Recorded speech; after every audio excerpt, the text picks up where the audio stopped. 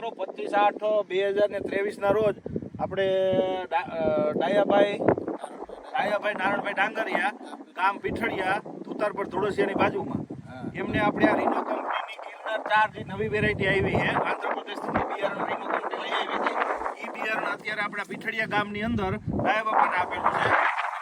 અત્યારે 19/6 એને વાવેતર કરેલ છે એટલે 65 દિવસની રાઈટ મગફળી થઈ છે.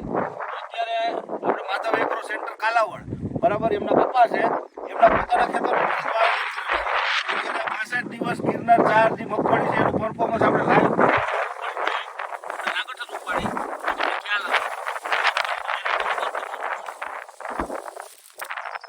જુઓ તમે ગિરનાર 4 હજી તો બહુ કાચું છે પણ છતાંય આ તો ફિલ્ડ ઉપર આવ્યા હતા એટલે આ 65 દિવસમાં કેવું પરફોર્મન્સ છે એ તમને ખ્યાલ આવે.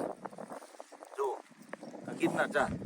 ગિરનાર 4 ની ખેડૂત મિત્રો વેપારી મિત્રો ટોટલ મગફળીના જે ભીષ્મ પિતામહ છે બધાને કહી દઉં છું કે આ વેરાયટીની ખાસિયત એ છે કે આનું જે તેલ આવે એની અંદર ઓલિક એસિડનું પ્રમાણ 78 થી 83% આવે.